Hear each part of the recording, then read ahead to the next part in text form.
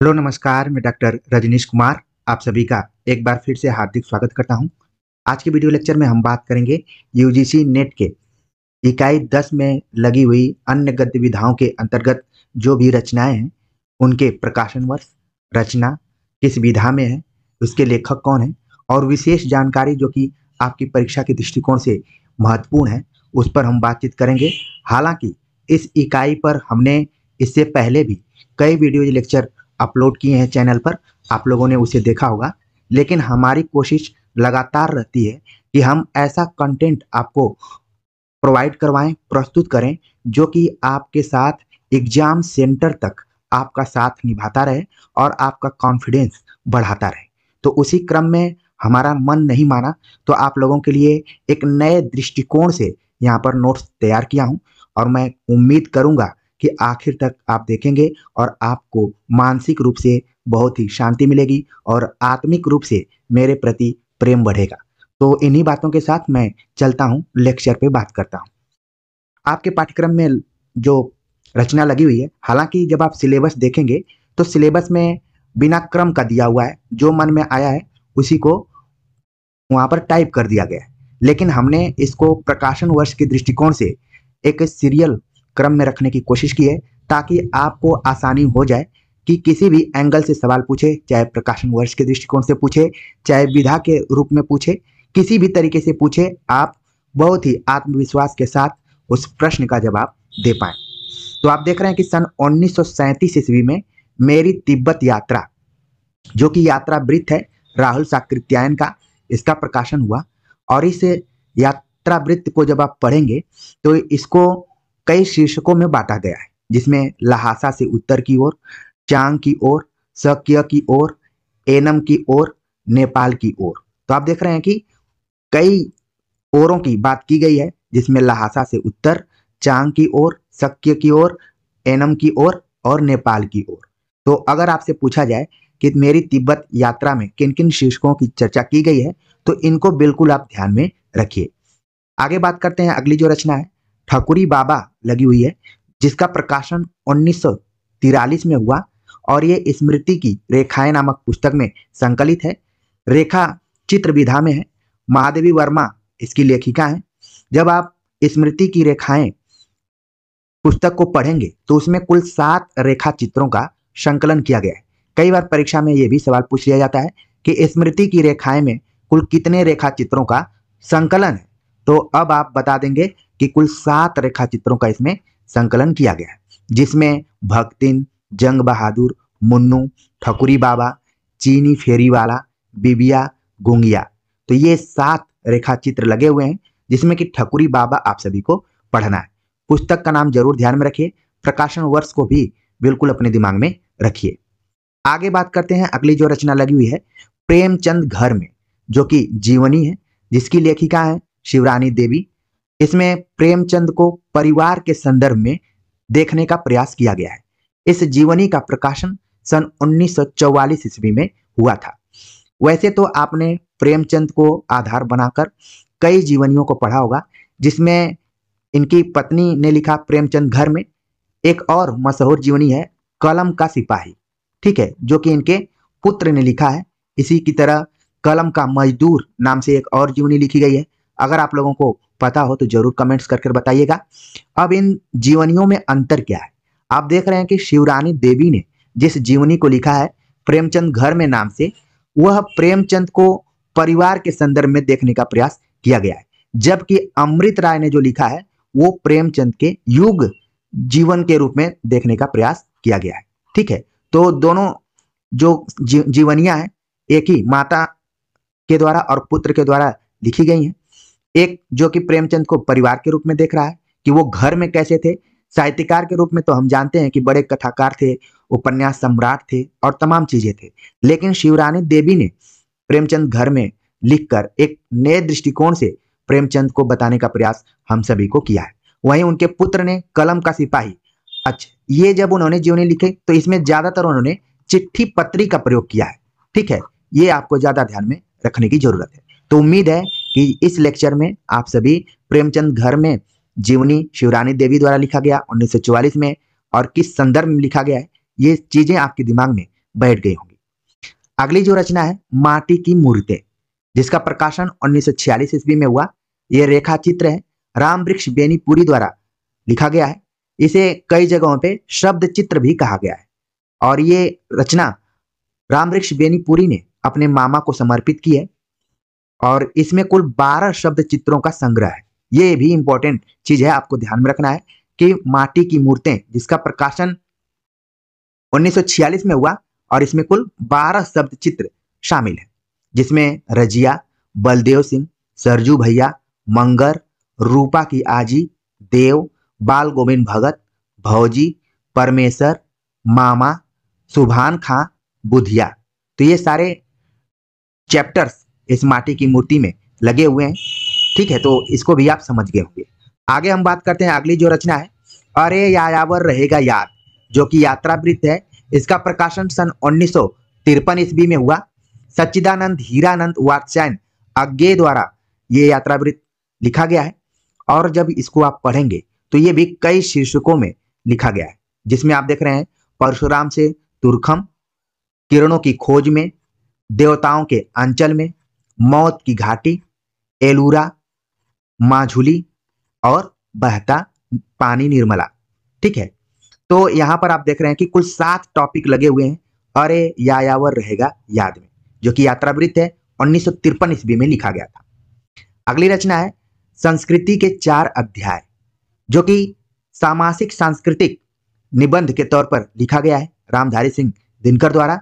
इसका प्रकाशन सन 1956 ईस्वी में हुआ और जैसा कि इसके शीर्षक में ही लिखा गया है 4 अध्याय, तो वो चारों अध्याय कौन कौन से हैं वो आपको ज्यादा ध्यान में रखने की जरूरत है। प्रथम अध्याय भारतीय जनता की रचना और हिंदू संस्कृति का आविर्भाव। द्वितीय अध्याय प्राचीन हिंदुत्व से विरोध। तृतीय अध्याय हिंदू संस्कृति और इस्लाम। चतुर्थ अध्याय भारतीय संस्कृति और यूरोप।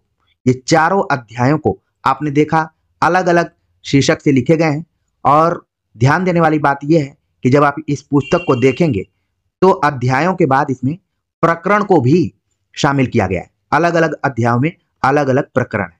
ठीक है, आगे बात करते हैं और यहाँ पर आप देख रहे हैं संस्कृति के 4 अध्याय में जब आप भूमिका पढ़ेंगे तो रामधारी सिंह दिनकर ने लिखा, इस पुस्तक को मैं इतिहास नहीं साहित्य का ग्रंथ कहता हूं।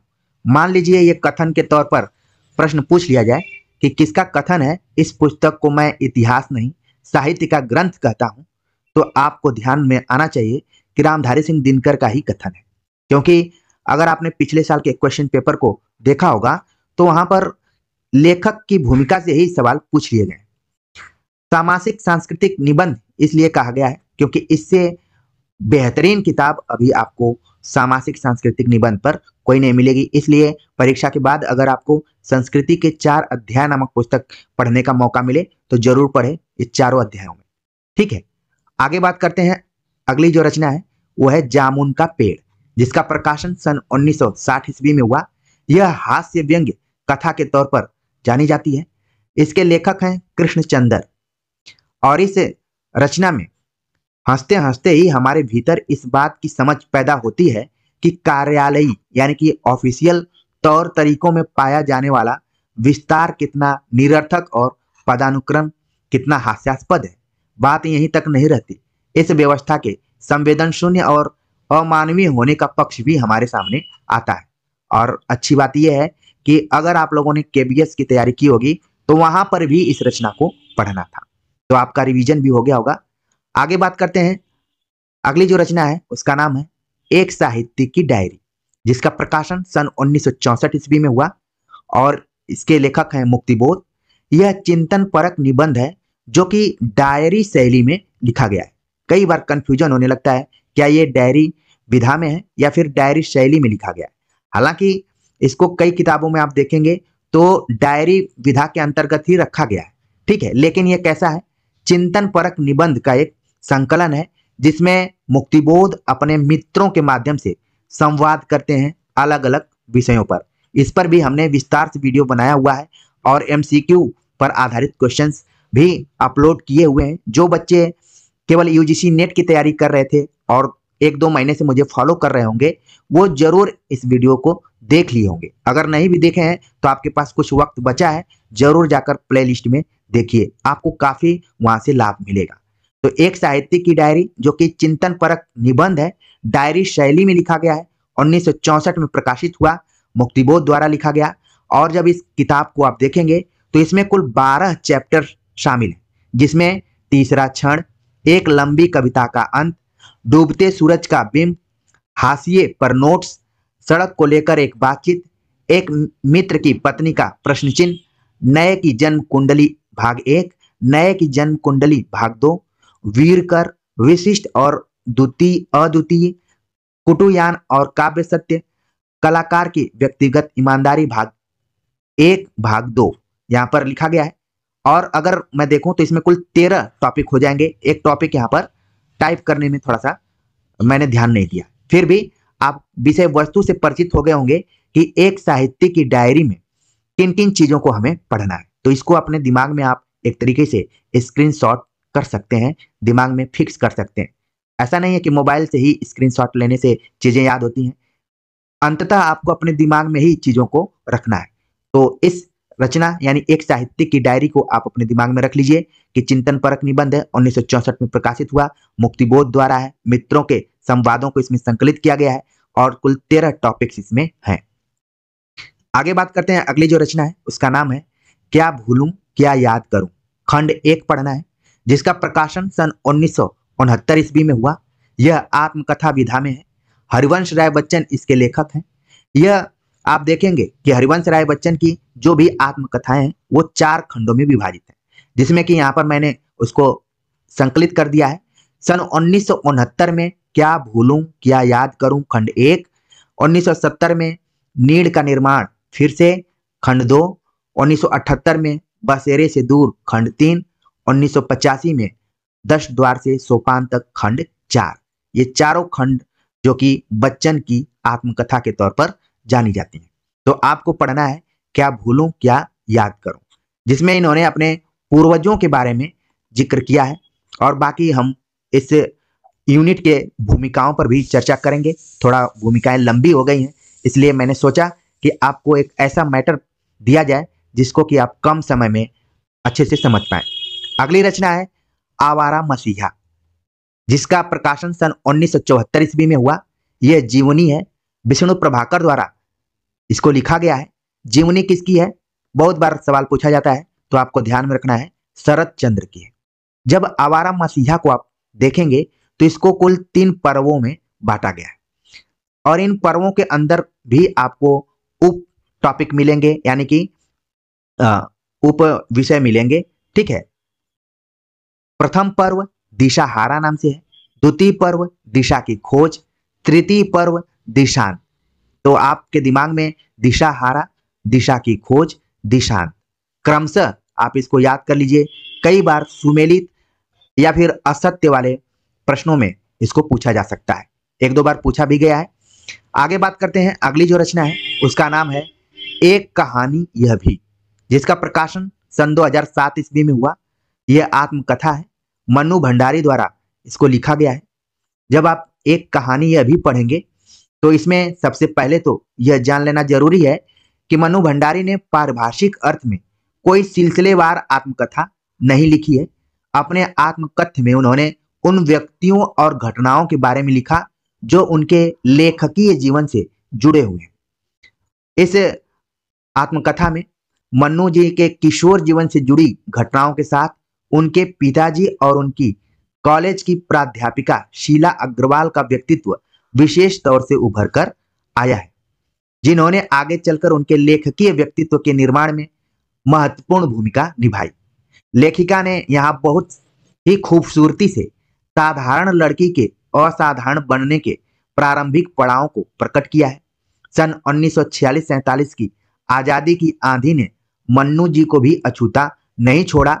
छोटे शहर की युवा होती लड़की ने आजादी की लड़ाई में जिस तरह भागीदारी की, उसमें उसका उत्साह, ओज, संगठन, क्षमता और विरोध करने का तरीका देखते ही बनता है। तो मान लीजिए अगर आपने एक कहानी या भी आत्मकथा पढ़ी होगी तो बहुत सारी चीजें आपको यहाँ पर समझ में आ गई होंगी जो हमने विशेष तौर पर बताया। शीला अग्रवाल और पिताजी को जरूर ध्यान में रखिए मनु भंडारी के। ठीक है, अगली जो रचना है मुर्दहिया। मुर्दहिया जिसका प्रकाशन सन 2010 ईस्वी में हुआ, यह आत्मकथा है। आत्मकथा में भी आप देखेंगे तो दलित आत्मकथा है, तुलसी राम द्वारा लिखी गई है। इस आत्मकथा को जब आप पढ़ेंगे तो इसको भी कुल 7 शीर्षकों में बांटा गया है, जिसमें भूतही पारिवारिक पृष्ठभूमि, मुर्दहिया तथा स्कूली जीवन, अकाल में अंधविश्वास, मुर्दहिया के गिद्ध तथा लोक जीवन, भूतनिया नागिन, चले बुद्ध की राह, आजमगढ़ में फाका कशी। तो ये 7 विषय वस्तु यहाँ पर उप टॉपिक लगे हुए हैं मुर्दहिया के अंतर्गत। परीक्षा में एक बार पूछा भी जा चुका है कि भूतही पारिवारिक पृष्ठभूमि किस आत्मकथा में उल्लिखित है। तो अब आपके दिमाग में आ गया होगा कि हम तो भटक रहे थे कि कहाँ मिलेगा, और यहाँ पर सीधे सीधे आपको दिखाई पड़ रहा है। भूतही पारिवारिक पृष्ठभूमि पूछ लिया गया। हो सकता है कि नीचे के जो भी पॉइंट्स दिए गए हैं वो भी आगामी परीक्षाओं में आपको देखने को मिलेंगे। अगर आ जाते हैं तो मान लीजिए कि ये लेक्चर आप लोगों के लिए काफी मनोबल बढ़ाने वाला हो जाएगा। अगली रचना के बारे में बात करें, मुर्दहिया के संदर्भ में एक और बात बताना चाहूंगा कि इसका जो दूसरा पार्ट है, दूसरा भाग भी आया हुआ है। अगर कोई विद्यार्थी यहाँ तक मेरे साथ बना हुआ है तो जरूर वो कमेंट्स कर बताए कि मुर्दहिया का दूसरा पार्ट कौन सा है। मैं स्पेस आप लोगों को छोड़ रहा हूं। अब हम बात करते हैं अगली रचना के बारे में, जिसका नाम है आप हुदरी, जिसका प्रकाशन सन 2015 ईस्वी में हुआ। आप हुदरी भी स्त्री आत्मकथा है जो कि रमणिका गुप्ता द्वारा लिखी गई है। आत्मकथा का दूसरा खंड है। पहला खंड सन 2005 में हादसे नाम से प्रकाशित हुआ था। जब आप देखेंगे आप हुदरी तो छोटा सा लिखा रहता है एक जिद्दी लड़की की आत्मकथा। ठीक है, तो इसी से पता चल जा रहा है कि जिद्दी लड़की कौन रही होगी, वो रमणिका गुप्ता थी। तो प्रकाशन वर्ष और किस विधा में है और ये कौन सा खंड है, ये सारी चीजें आपके दिमाग में आ गई होंगी। बात करते हैं भोला राम का जीव। अगली रचना है भोला राम का जीव, जिसका प्रकाशन सन 2016 ईस्वी में हुआ। यह व्यंग्य कहानी के रूप में है, जिसके लेखक हैं हरिशंकर परसाई। इस कहानी के माध्यम से भ्रष्टाचार और रिश्वतखोरी का पर्दाफाश व्यंग्यात्मक तरीके से किया गया है। इस कहानी में भोला राम एक सरकारी कर्मचारी है जो 5 साल से अपनी पेंशन की अर्जी पास कराने के लिए दफ्तरों में चक्कर काटता फिरता है, पर उसका काम नहीं हो पाता। तो ये कुछ यहाँ पर विषय वस्तु थी भोला राम का जीव, आप लोगों ने पढ़ा भी होगा और इस पर हमने MCQ क्वेश्चन भी करवाया। जितनी भी रचनाएं यहाँ पर लगी हुई हैं लगभग इनकी संख्या 14 के आसपास में है। तो इन सभी रचनाओं पर हमने MCQ प्रैक्टिस सेट आप सभी के लिए प्रस्तुत किया था जब पिछली बार हम तैयारी कर रहे थे। लेकिन प्रैक्टिस सेट से ज्यादा इंपॉर्टेंट आज का लेक्चर है। आप सभी को इसकी अनुभूति जरूर हुई होगी, तो कमेंट्स कर जरूर बताइएगा कि ये लेक्चर आप सभी को कैसा लगा, ये नोट्स आप सभी को कैसा लगा। बस आप लोग PDF मत मांगिएगा, अपने दिमाग में इसको पूरा बैठा लीजिएगा और जब एक बार चीजें बैठ गई तो आप कभी भी किसी भी परीक्षा में अच्छा परफॉर्मेंस कर सकते हैं। मेरी यही कोशिश रहती है कि आपके दिमाग में सारी चीजें फिक्स हो जाएं। तो उम्मीद है कि आपको अच्छा लगा होगा, कमेंट्स कर जरूर बताइएगा। मिलते हैं अगले टॉपिक के साथ, तब तक के लिए नमस्कार।